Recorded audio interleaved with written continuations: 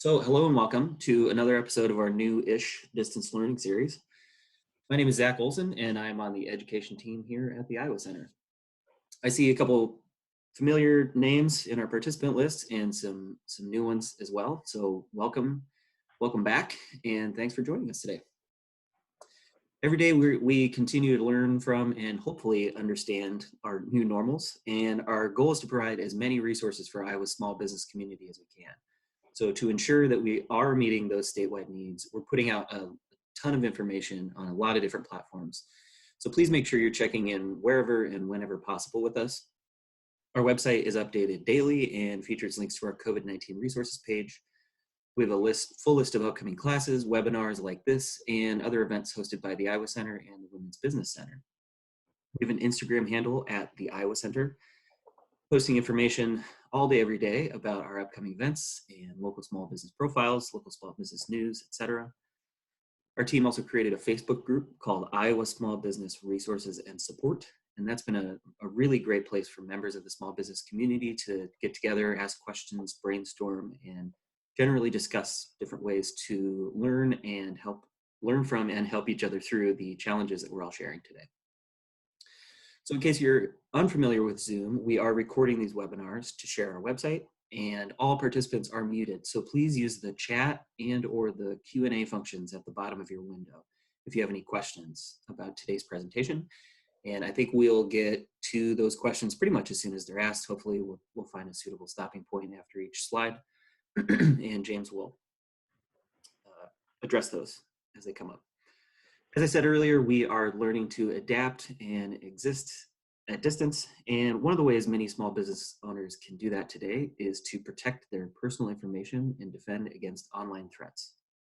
So with that, I'm going to turn it over to our presenter today, James Byerly, owner, cybersecurity consultant at Secure Point Solutions.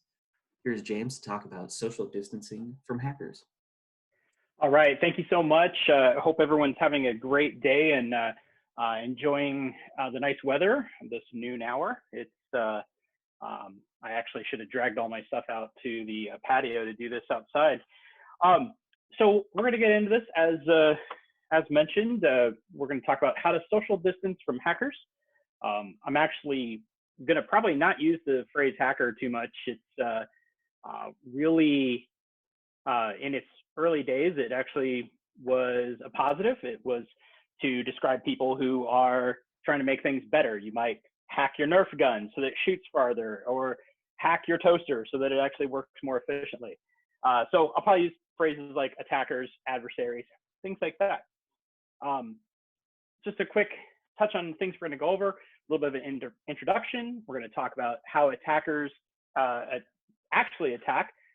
We're going to talk about security questions, your credentials, something called 2FA for all the things, some steps that you can take, and then opportunities to maybe answer some other questions. As mentioned, if you have questions, feel free to throw them into the question and answer section or into the chat. I have that up. If it's something that I can answer real quick in that slide, I'll be happy to do so. If you're having trouble like, hey, what do you mean by that? By all means, just throw those in there. So a little bit about me. So I'm a husband, father of 4. My 3 little ones, my wife and I adopted through foster care last year. So in addition to security stuff, if you're curious about fostering children, you can always hit me up. I'd be happy to answer things for you. Before getting into IT and information security, I actually worked for the Navy doing intelligence and operations and security work. So I went from securing buildings to securing computers, dealing with bad guys with guns to bad guys with phishing emails. And as mentioned, owner of Secure Point Solutions here in Central Iowa. Coming out with a new book, Hoping Nobody Hacks You, Security by Optimism and Prayer. It's completely a joke, obviously, as mentioned here, but I have seen a lot of small businesses and even some bigger businesses try this model of optimism and prayer, that nothing bad happens to them. This presentation is not meant to fill you with fear. It's more to fill you with some knowledge, some understanding of the things that are out there and how you can better protect yourself. And this is really just tip of the iceberg type stuff. I could spend all day over this, and we don't have enough snacks at my desk right now to do that. So how the attackers attack. First, we're going to talk about some motivations of bad actors. Why do people do this stuff? So something I'd found a number of years ago, the Central Intelligence Agency actually created this acronym MICE, which was designed to understand and categorize the motives of people choosing to spy for or against, a country. So MICE, M-I-C-E, money, ideology, compromise or coercion, and ego. So the top one, money. Money is obviously a huge motivator for bad guys to do bad things. As it says here, 71% of attacks are financially motivated. They want money for personal use. They want money for criminal enterprises. They want money for government. We'll talk a little bit more about that. 39% of the breaches, and we don't need to get hung up too much on these percentages. These percentages were from a few years ago. I'm willing to bet that if I pulled up the most current percentages, they're going to be right around the same. 39% of your breaches come from organized criminal groups. So mafia types, even some level of state actors, people doing work on behalf of their governments. So the money part is pretty understandable. People want money. They want to maybe take the easy way around it and steal it. Ideology. So 26% of cyber attacks are considered politically motivated. On the smaller business side, chances are you are probably not going to be a target of somebody doing this for ideological reasons. Web developers, hairstylists, bookkeepers, you're all in industries that nobody necessarily has a beef with or an issue with. Where you see ideology-based attacks are companies that maybe have political stances that aren't favorable to people. They support political candidates that aren't favorable.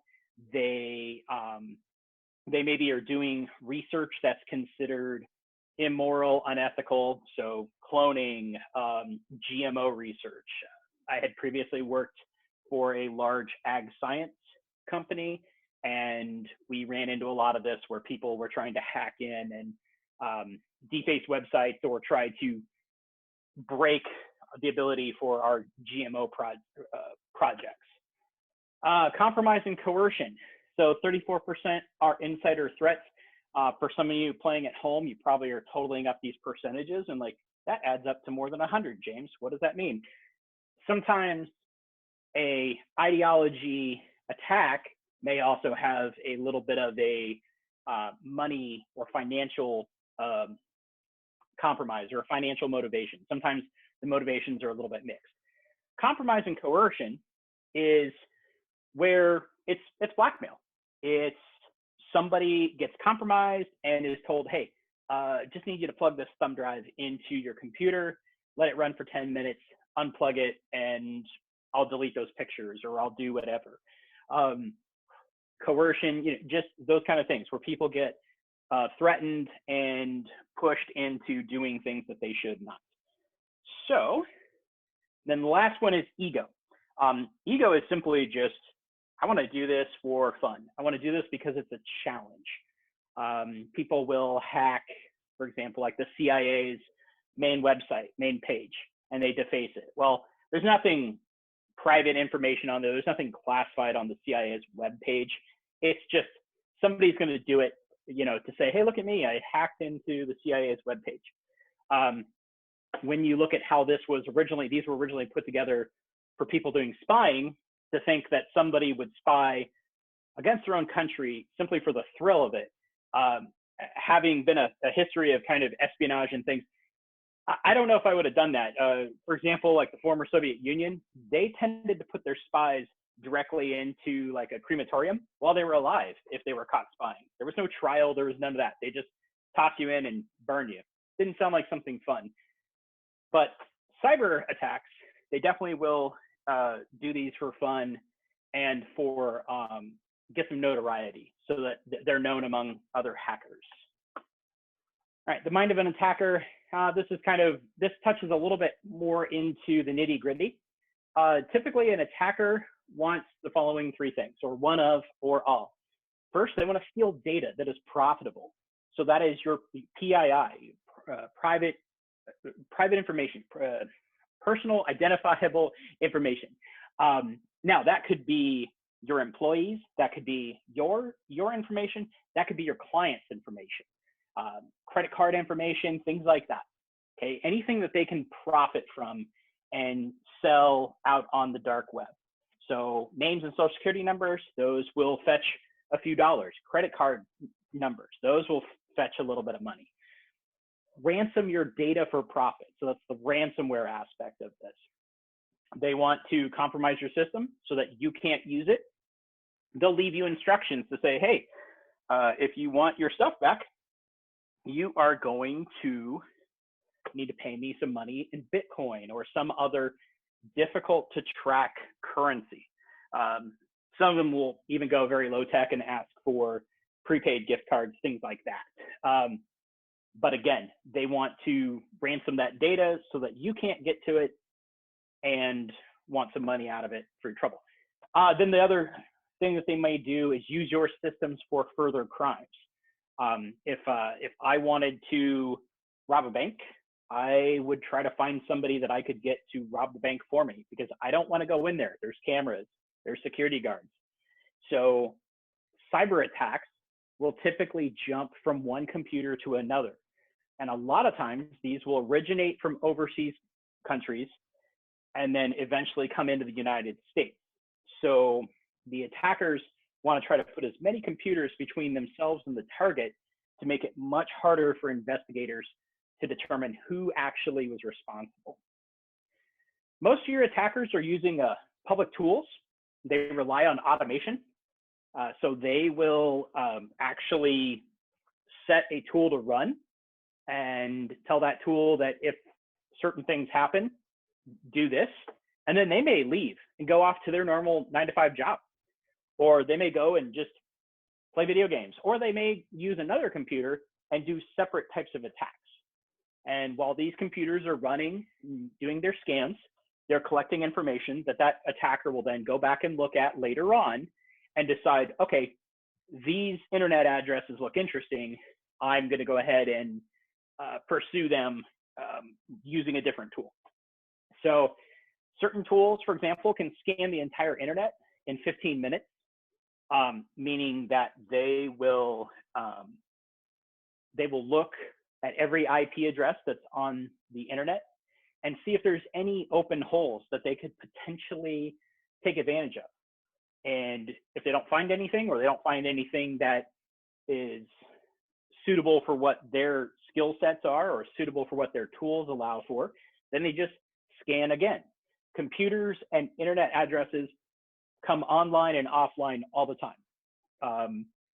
We could have actually set up a computer, given it an address out to the internet, and let it run. And by the end of this webinar, I guarantee it would have been attacked.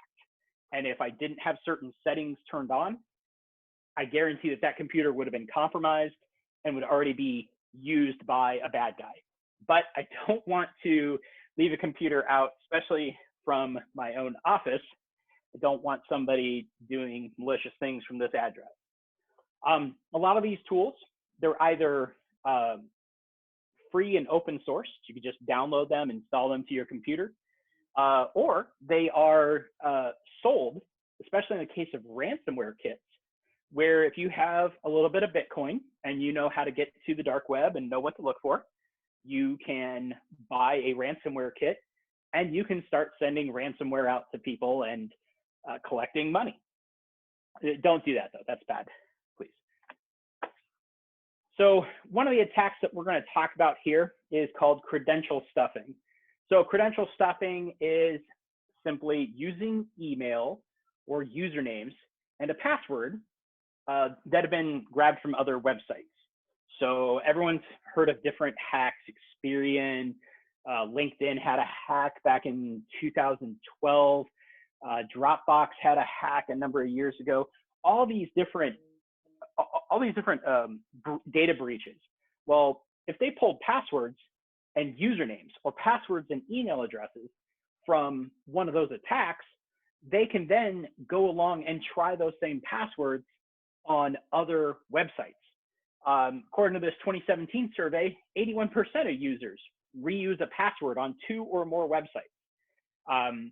Shortly after Disney Plus rolled out, people were getting their accounts hacked into, and everyone was freaking out. They're like, oh, Disney rolled out a crappy and insecure product. No, your user name or your email address and your password is the same one that you've used for years and years and years on all these other sites. So that's why they're watching The Mandalorian on your account. So off to the left here, you see this list of the largest breaches. So these are, for the most part, these are all kind of breaches of breaches of breaches. So like this top one here, this collection #1 accounts, that's 750 million people, or 750 million accounts, I should say. What that is that was a collection of information, usernames, full names, passwords, all sorts of stuff. And then somebody else came along and stole that information and made an even bigger list. So a lot of those that are kind of up towards the top, they're more or less was a repository of this kind of information that then somebody else came along and stole. But MySpace accounts, Zynga, I think is how you say it, at the bottom. Zynga had a lot of those games that were very popular when Facebook really started to take off. Mafia Wars, for example, Farmville. So people's Zynga accounts were taken.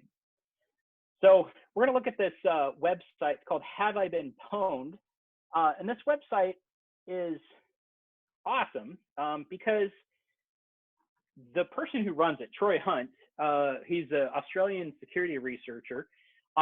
He has created this all-in-one place to go and see if your username or rather if your email address has actually been compromised in a data breach.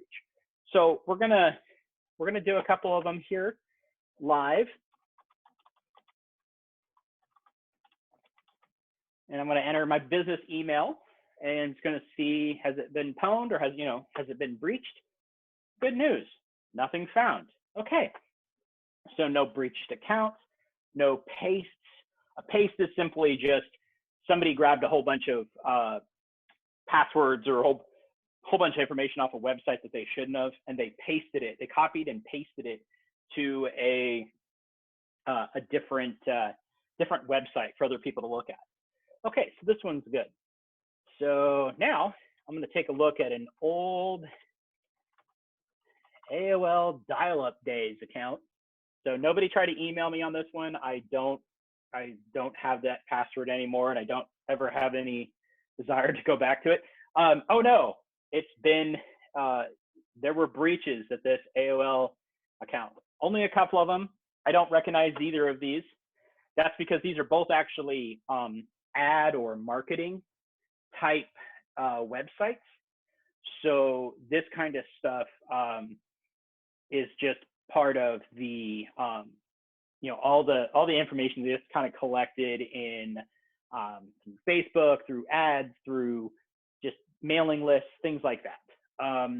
So in here it shows you what kind of data was compromised: your date of birth, email addresses, passwords, and whatnot. So the one thing it does talk about here is it mentions there's this term here, salted MD5 hashes. You guys are probably all looking at this like, what does that mean? So this is just MD5 hashes is a way of hiding your password so that it's not clearly written. And the term salt is simply just they add a few extra characters to make it even harder to crack.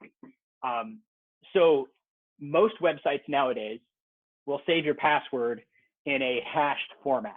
Now, whether that format of hashing is strong enough to withstand modern computers trying to crack into it, that's a different story.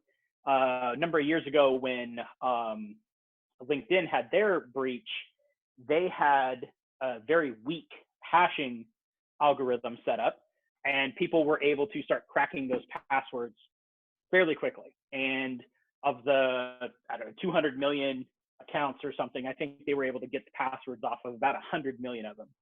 But if you go back to what we were talking about here, where people reuse passwords, if I get 100 million passwords and I have a username or an email address attached to them, there's a good chance I'm going to get into something else, whether that is a email account or a social media account, banking information, something like that. So, okay, we're going to jump back here, and we're going to talk just quickly about how phishing works. So phishing is pretty low tech as far as the type of cyber attacks. Again, you can buy a phishing kit, or there's some of them that are probably even just freely online. And all phishing is you're just impersonating a website. So the first thing that happens is that the attacker will upload a phishing kit. This is just a zip file. And they can do two things. One, they can go ahead and buy some space on a server on the internet. $10 a month will get them a server, an IP, a few extra dollars. They can register a domain name. They can even get a fancy certificate, which we'll talk about here in a moment. So for 30, 40 bucks, they can slap together a phishing site. They can also go ahead and use a compromised website that's already out there and put this phishing kit on a different of their website. The main client that's right now, some spam, and they were coming from, in one case, it was from a veterinarian hospital in Tennessee. And another one, it was a yoga studio in, I think, Florida. But they had websites. They must not have been secured very well. And somebody came along and compromised the website.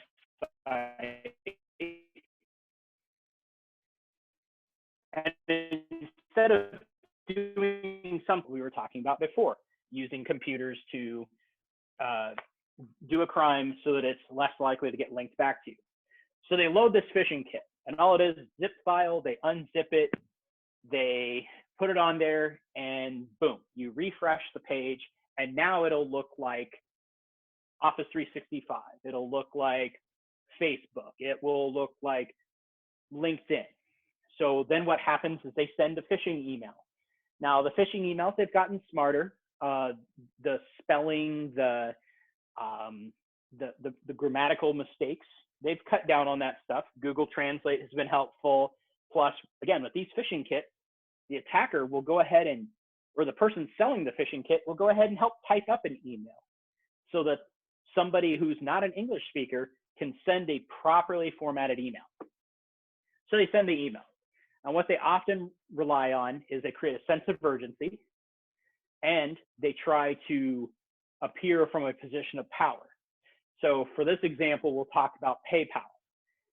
If anyone uses PayPal and maintains any sort of a balance on their PayPal account, if you got an email that said, hey, we're going to deactivate your PayPal account and any money that's in it is just going to get wiped away or transferred to us or something like that. Well, if you saw this and were in a bit of a panic, you may think, oh crap, I got to do this. I got to go to it. So you visit the phishing page, or in this case, the PAG. I don't know where the E went in my graphic. Have to talk to my graphic people.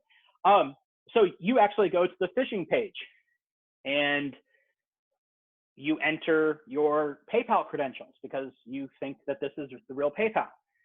Sends those stolen credentials to an email account to the attacker. Now the attacker on the other side is actually opening your PayPal account and he's cleaning you out. He's transferring any money. Or, again, because attackers like to use stuff that can't be attributed to them, they may use that PayPal account to send money back and forth to criminal enterprises with the hope of maybe it not being traced back to them. So we'll take a look at the PayPal account, or PayPal page, I should say. So it looks like PayPal, everything on there, that all looks normal. But if you notice the web page, that is definitely not paypal.com. That is a website that has been compromised, or a website that has been spun up and is now accepting credentials. They did go through the trouble of getting a lock. They paid for what's known as a certificate, a digital certificate that allows for secure communication. So even a HTTPS website that is secured and has the green lock, it's not a guarantee that that is a safe to use website. All that green lock means is that if you were doing this transaction from, say, a Starbucks over their wireless, chances are nobody would be able to actually intercept that information you're sending, but you're still sending it to a bad guy. And you don't want to do that. Okay, security questions on social media. So this is something that I haven't really talked about before with clients, but it just seems like in the last, it may be because people are quarantined and have nothing else to do. It seemed to have really started to pick up just in the last month or so. So we're going to talk about, first we're going to talk about social engineering. And social engineering is simply just where you manipulate people into performing actions or divulging confidential information. Everyone's heard the term con man or con artist. So con actually stands for confidence trick, or simple fraud. So if you are familiar with the Ocean's 11, 12, 13, whatever other numbers they had out, this is the original cast from the first Ocean's movie, well, the remake, I should say, not the 1960s, the Rat Pack. But this movie is just rife with social engineering. It's not computer hacking. There's a little bit of pickpocketing. There's some other things, but there is so much social engineering, so much pretexting that goes on. This movie is actually really a great way to look at it, at how bad guys think and do things. So, and then off to the side there, I have the thumb drive of doom. This is something that some places they'll leave a thumb drive. Bad guys will leave a thumb drive in the lot, hoping somebody picks it up, and they may label it with something juicy. If it was a corporate parking lot, say if I was in the parking garage of like Wellmark or Principal downtown, if I left a 2020 bonus plan thumb drive in the parking lot, there's a chance somebody might come along, pick it up, plug it into their computer at the office, and at that point I could compromise their computer, gain access to it, start doing all sorts of things. If I wanted to target a much smaller business, I may just leave the thumb drive on the ground and mark it as something like spring break pictures, or just something that's maybe a little more social and not so much financial and related to a business. But this is a legitimate bait. People will fall for this kind of stuff. I've done some testing with clients, and they've picked them up and plugged them in and let me into their computer unknowingly. So some of the social engineering threats. So the top one there, phishing. Over 80% of all attacks are based on using email phishing, simply because email is global. I could send an email to somebody on the other side of the world right now. If they are logged in and answering emails, they could respond back to me in minutes. With the power of Google Translate, I could send them a message in fairly perfect Chinese, and I could maybe try to get information from them. Pretexting. Pretexting is just some of those other scams, phone calls, text messages, people walking into a building saying, "Hi, I'm with the cable company. I'm here to check your back room," things like that. Smaller businesses that may be out of the home, they're not going to encounter attackers trying to do that from the standpoint of trying to gain access to the business. They may come to the house and say, "Hi, I'm with the gas company," and you look at something in your basement, and that actually might be something along the lines of like a home invasion. So in smaller businesses, you start to blur that line between, is this a business threat or is this just a threat to my personal safety? Now, if you have questions on that kind of stuff, we can certainly talk about that separately as well. Bribery. So we talked a little bit about the compromise and coercion. That bribery still works. And in this day and age, bribery probably works even better. Somebody that's been laid off from a company and is pretty sure that their stimulus checks and their unemployment's not going to carry them through, well, they are very apt for bribery. And they could provide information about a business that an attacker could then use. Extortion, forgery, as you see, the numbers get smaller. The bottom one being scam, which these are all kind of scams in some way or another. So I don't know why that one is specifically marked out. Okay, so kind of getting back to where I was talking about earlier, security questions. So I saw this this graphic here on the left. I saw this on Facebook recently, and if you're on Facebook, you've probably seen a lot of people posting, their senior pictures. In honor of all the 2020 seniors that are getting hosed out of their graduation, I'm going to post my senior picture, and I'm also going to post the year that I graduated, which is oftentimes a common security question. People were posting what their first car was, what their first job was. So all of this stuff is just a nightmare when it comes to protecting your information and protecting your business's information. As I said, a lot of these questions are used during password resets. And if you're doing these on your personal Facebook page or a business Facebook page, you're at the whim of your own privacy settings. So that's something where you have to look at your privacy settings on Facebook, on Twitter, on LinkedIn, and just see how that is set up. Who can see this post? Who can reply to this post? Unfortunately, some of those privacy settings, they do change from time to time. So it's important to kind of look at those every so often, maybe even talk to somebody else like, hey, go to my profile and tell me what you see. Facebook also gives the ability to look at that. Like you can type in, somebody you don't want to deal with anymore.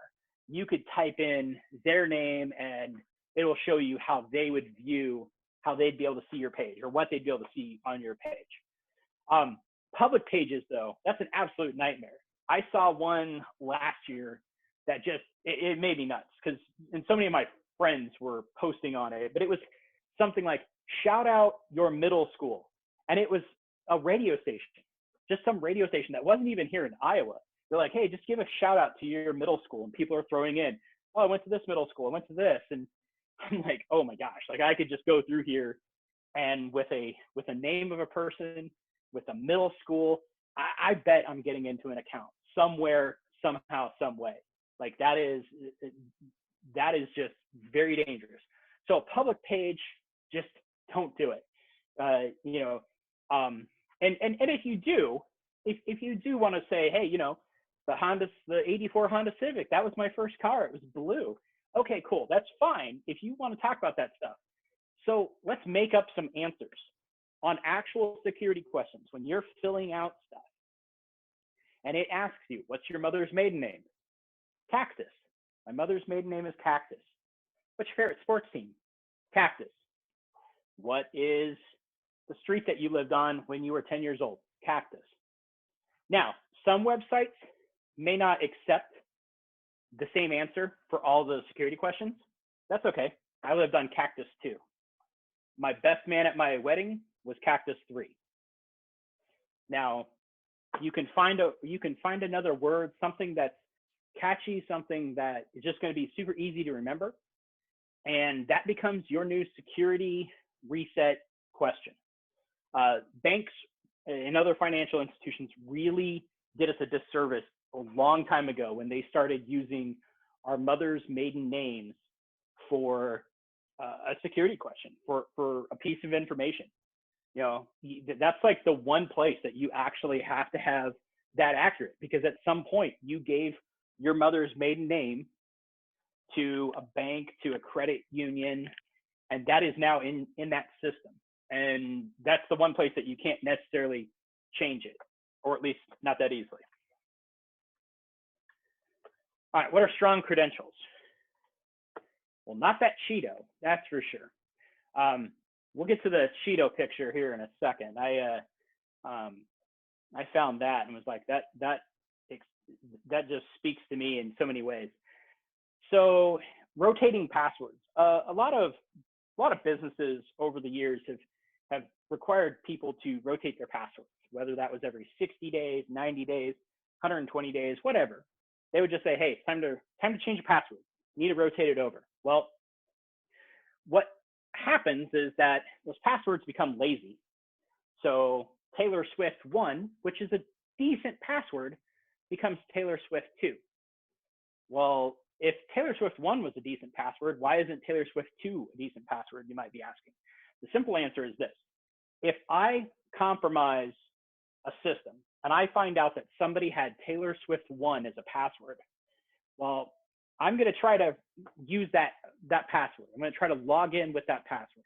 It's going to tell me it failed. It's going to tell me you can't get in. So, okay.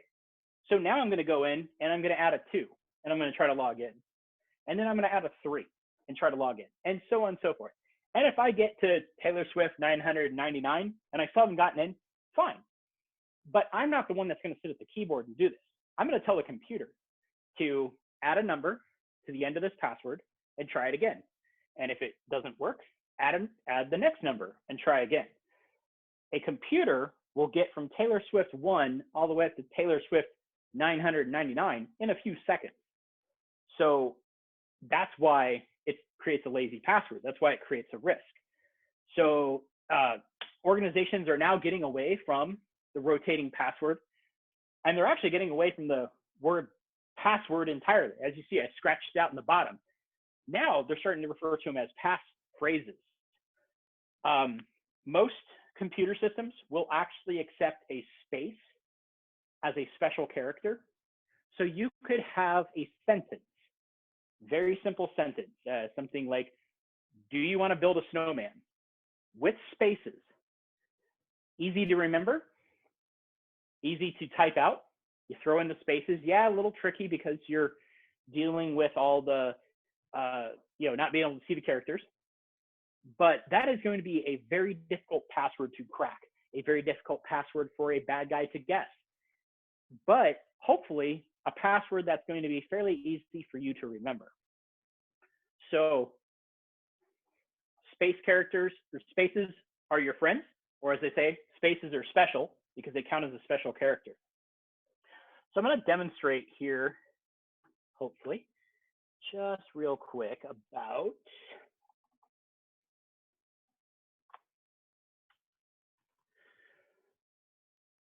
so we're going to look at a couple of passwords here. Okay, so Taylor Swift 1. This computer that I'm using, this tells me that or this website, I should say, not computer, that this password is actually very weak, partly because it contains 2 names, a dictionary word. Okay, understandable. So let's go. What if I add just a space to it? Okay, it got better. It went from time to crack. It went from 9.5 seconds to 15 minutes. Okay, we're still not at a point where a computer is going to give up. A bad guy will keep trying. So let's try.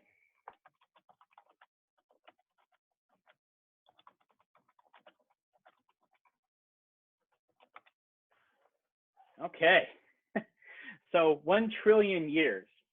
And I probably didn't have to use the 2 instead of the TO, but there are computer systems that will expect to see a number, letter, special character, all that good stuff. So do you want to build a snowman it's going to take 1 trillion years. That computer is not going to keep running for 1 trillion years. I think the sun stops working long before then, so none of that even matters. So even if you shorten it, do you want to build 4,000 years? 4 months. Okay, so now we're kind of at the point where maybe a computer could crack this in 4 months. We also have to remember that this is modern computers of today's age. Computers get faster and faster every day. Every time, you know, these companies are rolling out new processors, new systems that make computers faster and faster. So if this password would take 4 months to crack today, it's possible that a year from now, it might be able to be cracked in 3 weeks. So, you know, check back with me next year and we'll test this out again. So we'll go back here. So the Cheeto, we'll talk about this. Every one of you has some sort of device that you bought for your business or for your personal use. Could be a router, could be a wireless access point, could be a camera, could be a smart crock pot or toaster or something like that. Chances are when you took it out of the box, it had a username and a password very similar to this, or a password of just password. Those default, that default information is known. You can Google it. You can look up what is the default password for this particular type of firewall, which is a very, you know, it's a very critical piece of your network infrastructure and should make your network very secure. But if it's still using admin, well, it's the Cheeto in the lock slot. It's not going to stop anything. Bad guy will realize, hey, this person has a firewall. Oh, it looks like it's a Cisco. What are the Cisco default passwords? Well, let me try them. And again, the computer's going to do all the work. So 5-10 minutes later, boom, they're in. Okay, so we'll jump into multi-factor, all the things. So multi-factor authentication, or MFA, provides an extra layer of security to any type of login that requires extra information or a physical device to log in. This is in addition to your password, okay? So some of those factors might be something you know, which is a unique sheet of codes or an SMS message, something you have, a smartphone with an application on it that sends you, that will pop up to approve a request, or something you are, retina scan, fingerprint scan, you know, something that's on your body. There's a few people out there that have actually had small chips implanted into their hand. I've met a guy who's a security researcher. He has a chip implanted in his hand, so he could actually open a door if that chip is programmed for that door. So we'll talk about a little bit more on this multi-factor. So your phone-based applications are your best option. I put up a few of them here: Google Authenticator, the Authy, LastPass. Microsoft has its own standalone application. These typically will do either a push, where it will pop up a notification and say, hey, did you just try to log into PayPal? And you hit approve or decline. Or they may ask for a code. Here's a screenshot out of my Google Authenticator. Don't get any ideas. These passcodes are about 2 weeks old. But each one rotates around, and it will pop up with 6 random numbers. So I go to log in, I provide, say, Twitter, which is the top one there. Provide Twitter with my username and my password. And then it says, great, can I have your 6-digit code? So I open up the Google Authenticator, read off the 6-digit code, type it in, and it approves and lets me in. Those codes change out, I think it's about every 60 seconds. So phone-based, like I said, best option. SMS, text messages, those can be spoofed. People have gotten compromised because they get an email, or sorry, a text message that says, hey, this is PayPal support. We are testing the 2-factor authentication. Please reply back with your code. And then they hit log in on their side because they managed to get your password, maybe because your password was the same as you used somewhere else. They have your password, they have your username, they go to the PayPal, they log in, it asks for the code. You get this text from them, and then it follows up with, you get a text from PayPal with the code, and if you reply back, you've now given them full access. So SMS can be tricked. Anyone who's gotten a text message scam knows that, you know, they're out there, and it's almost as easy to do as email nowadays. Codes will only be sent when you log in.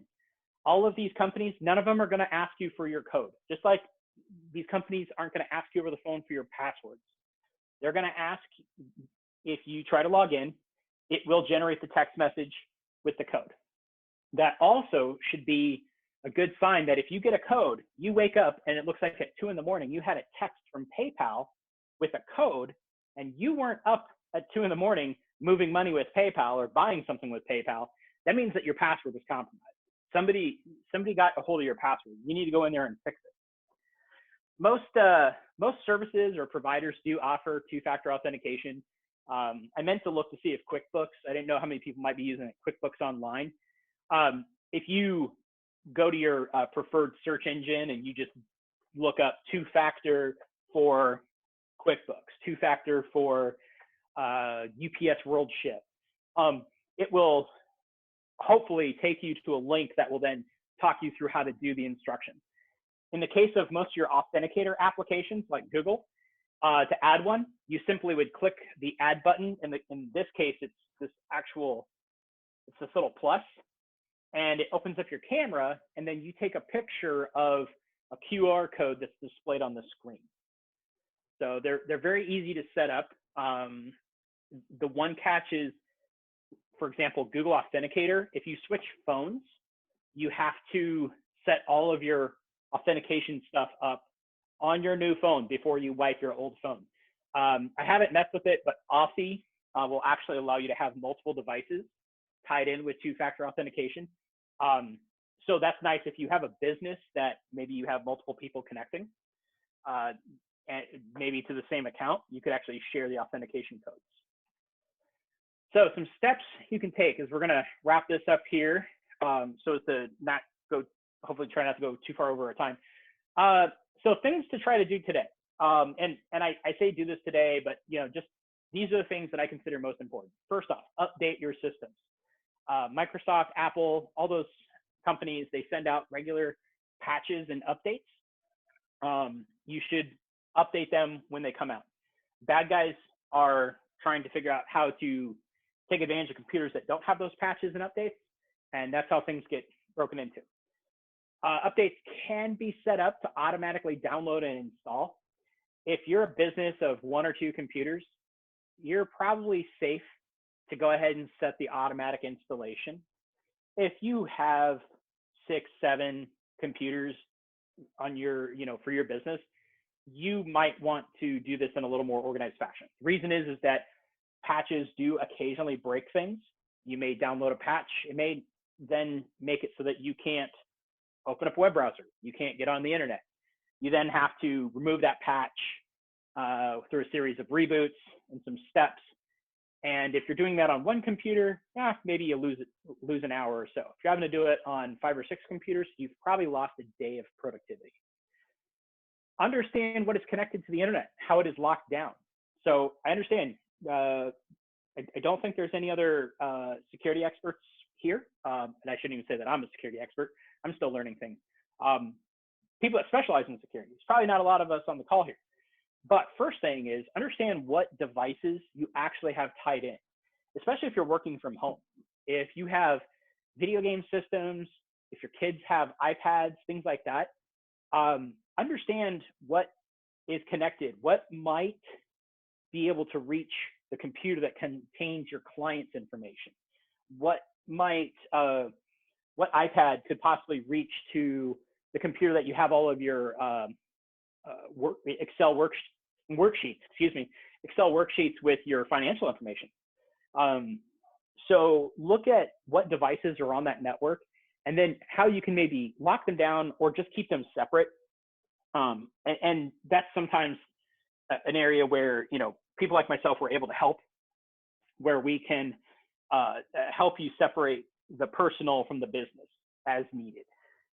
And then if you do any kind of remote work, look into VPN solutions. Again, I could spend a topic just talking about VPN, but I'm gonna just say, look into some options. And again, need help. That's why I'll be giving you my contact information. Keep a clean machine. Don't install non-approved or non-work related software on your work computer. That's a piece of advice that's a little more for bigger companies, companies that have a staff, and it's like, don't throw a bunch of crap that you don't need. But even in a smaller business, if you can swing it, maybe try to have a computer that you use for work and a computer that you use for personal, or a device that you use for work and a device you use for personal. Unknown outside programs, they can open up security vulnerabilities in your network. Some applications can actually, by being installed, can then allow access directly out to the internet. And if they're poorly set up, they could be create an entry point, so to speak, onto the network. Follow good password practices. We talked about this. Multi-factor authentication, wherever is set up for. If you can turn multi-factor on all your logins, man, you're going to be in good shape. Password managers, which we haven't really talked about here. There are a number of password managers that are great at storing your passwords, helping you create random passwords so that you're not reusing computer passwords. Some of them are, the storage is in the cloud, or some of them are stored to your computer or to a USB device. Just depends on how you want to set those things up. All right, happy slide.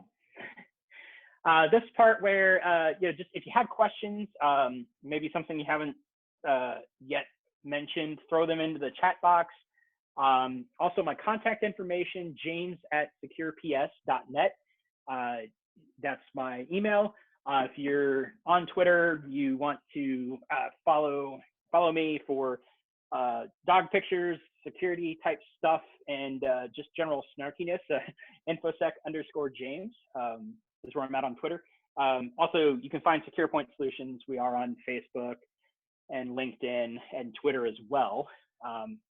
But if you have questions, I'm happy to stick around for a few more minutes here and we can go through those.